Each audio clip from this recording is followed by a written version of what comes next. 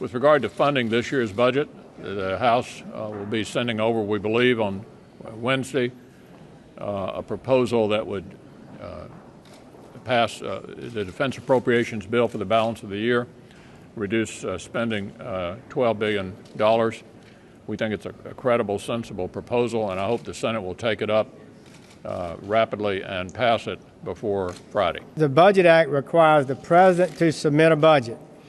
He has submitted a budget that raises taxes by $1.5 trillion, that increases discretionary and all spending every single year for the next 10 years, that increases debt every year, doubling the debt, causing the interest on our debt to go from $200 billion last year to $940 billion, according to the Congressional Budget Office. That will crowd out spending for things like highways, which is 40, education 70. We're going to go to $940 billion in interest.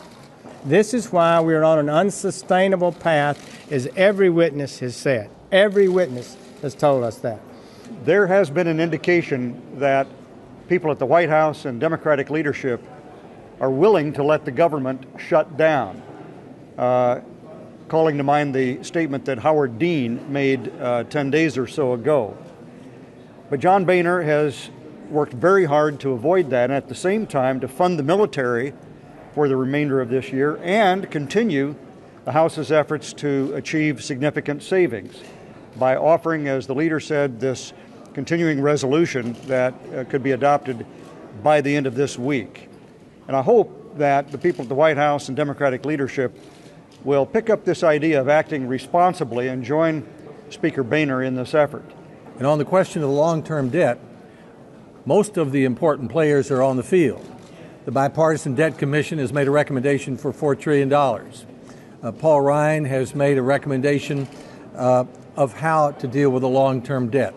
We have 64 senators, 32 from each party, who say we're ready to go to work, Mr. President, with you on the long-term debt. The only important player who's not on the field is the most important player, and that is the President of the United States, and we urgently need his leadership in order to deal with the long-term debt.